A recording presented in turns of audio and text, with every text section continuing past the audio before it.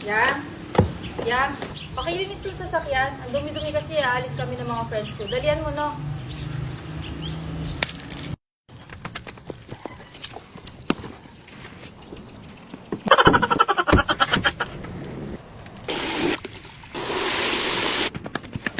Oo, on the way na ako. Malapit na ako.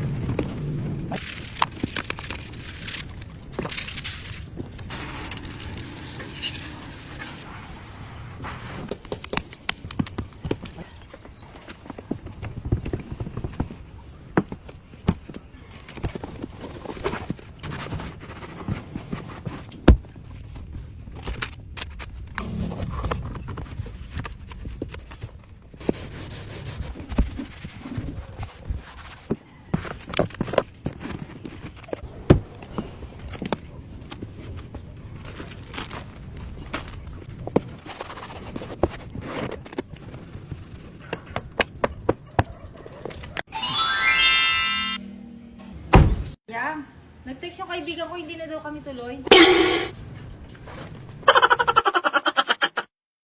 Ay, nako. Napagod na ako kakapintura ng bahay. Ikaw, hindi ka papalakad-lakad dyan. Tuloy mo yung pagpipintura mo doon. Ah, sige. Napagod na ako eh.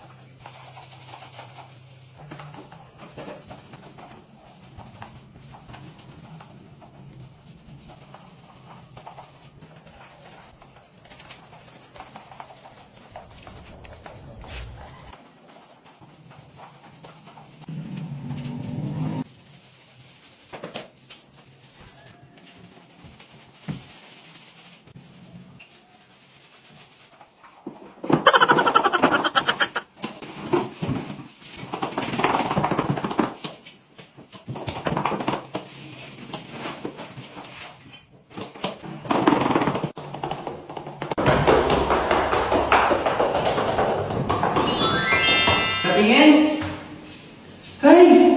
Hindi, pinapapintura ko ito. Maglalagay pa ako ng design dyan.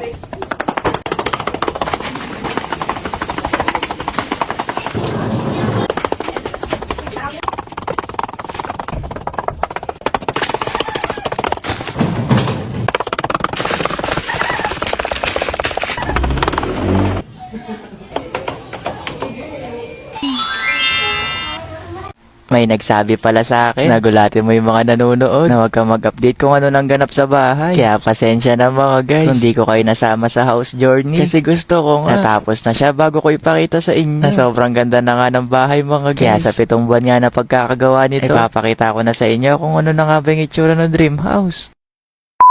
Araw-araw pala may nagtatanong sa akin kung ano na bang update sa Dream House. Na kung bakit daw at taga. Nilate upload ko talaga yung mga house update. Kasi gusto ko nga. Pag in-update ko kayo doon. Natapos na din ang Dream House. Na finally, di na malalamukan dito yung sasakyan. Na magkakaroon na rin siya ng bahay. Kaya sabi ko sa kanya, hindi ka na maiinitan dito. Hindi pa naman siya finish mga guys. Pero kayong araw nga, naglalagay na din kami ng furniture. Na ito nga yung pinagkakabalahan ko mga guys sa mga nakaraang araw. Kaya madalang lang din tayo makapag-upload ng vlog. Ito na nga mga guys. Nakarating na nga tayo dito sa bahay. Kaya welcome po kayo dito mga guys. Di pa nga talaga siya kompleto dito sa loob. Pero sabi ko nga sa inyo, ngayon darating yung ibang furniture. Kaya ngayon din namin naayusin. Shout ko na din pala yung unang nagregalo dito sa bahay. Yung binigay mga guys massage. Na ayaw niya nga magpa-shoutout dito sa vlog kasi mahihain siya. Kaya sabi ko sa kanya, shoutout ko na lang siya sa personal. Pero ang ganda nitong massage chair mga guys. Ramdam mo talaga yung paghilot. Mula likod hanggang sa talampakan. Nandito na nga si Kuya JP at saka si Architect Dave. At sila talaga yung nakasama ko sa journey ng bahay. Na dumating na nga tong carpet mga guys. Na sobrang bumagay din talaga sa tiles. At saka na din sa kulay ng bahay. Na importante pala talagang meron kang interior designer. Kasi kahit maganda yung nagawang bahay, mas lalo pa siyang gaganda sa loob. Na kung siguro ako yung mga namili ng mga furniture mga guys. Baka ba naglagay ako ng pulang sopa dito. Pero may taste naman ako mga guys pagdating sa mga design. Gusto ko talaga mga aesthetic. Yung bang parang picture sa magazine ng mga nakikita kong mga bahay. Na ito na nga itsura ng sala mga guys. Na kahit siguro dito ako sa carpet matulog, makakatulog talaga ako. Kasi sobrang lambot niya. Na kapag nakahiga ka nga dito, ito yung view mo sa taas. High ceiling siya. Kaya kapag nasa second floor ka, kita mo yung mga bisita sa baba. Automatic na din yung kurtina. Kaya kung gusto mo siyang i-close, sabihin mo lang, Alexa, close the curtain. Pero mamaya na nga tayo maghiga dyan. Ayusin muna natin tong lamesa at saka tong mga ibang upuan. Na medyo malaki nga yung space dito mga guys. Kaya marami pa kami pwedeng ilagay. Buti na lang talaga mga guys. Nakilala ko yung Team GPS. Kasi kung ako talaga dito, baka yung display ko dito mga guys, yung picture frame ko nung gumraduate ako nung high school. Pero di na nga masyadong uso ngayon yun. Kaya baka paintings na rin yung mga i-design namin dito. Pero sa ngayon nga, yung sala muna yung i-design namin ngayon. Kasi heto pa nga lang yung mga dumating na gamit. Medyo mahal yung mga unan na yan mga guys, kahit nakikita nyo ganyan. Kasi Hermes yung mga punda. Kaya bawal to siguro tulugan. Kumbaga display lang talaga yan. Makalipas nga ng ilang minutong pag-aayos, eto na yung nagawa namin sa sala mga guys. Na sobrang ganda nga ng bahay ni Kuya JP. Na opo mga guys, it's a prank lang to. Kaya patawarin nyo na ako dyan mga guys. Huwag niyo akong ibuko dyan sa comment section ha. Ayan yung i-prank yung iba. Nasakto kasi nag-aayos ng bahay si Kuya JP. At yung ganap nga namin ngayong araw mga guys, ay ngayong araw din sisimulan yung bahay. Kaya pagkatapos nga namin makapag-ayos ng sala mga guys, nag-pray na din kami para makapagpasalamat. At para makakain na din. Kasi ngayong araw pa lang talaga yung susimulan yung bahay. Na ngayon nga madi-deliver yung buhangin, yung graba, bakal, marami pang iba. Basta patawarin nyo na ako dyan mga guys. Kung na-prank man din kita ngayon, basta sabihin ko na sa inyo, yung sala na pinakita ko sa inyo, ganun din yung ipapagawa natin dito sa Dream House. Na eto na nga yung totoong update sa bahay. Na natanggal na yung tarpaulin sa taas sa sobrang tagal. Sa totoo lang din kasi talagang mga guys, matagal na din namin gusto itong simulan. Kasi medyo nagtagal nga. Dahil nasa loob to ng subdivision. Na last week lang din na-release yung mga kailangan namin papel bago to pwede tayo. Dahil na-deliver na nga itong mga buhangin mga guys, magsisimula na din talagang gawin yung Dream House. Na mabis lang naman. Pero sabi ko naman sa inyo mga guys nung nakaraang vlog, di pa naman ako nagmamadaling lumipat ng bahay. Basta ngayong araw nga,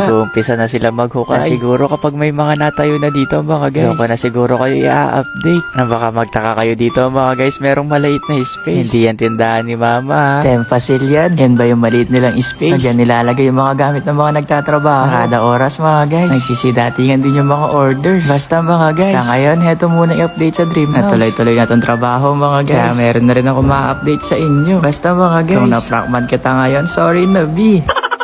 Ayun lang. Bye-bye!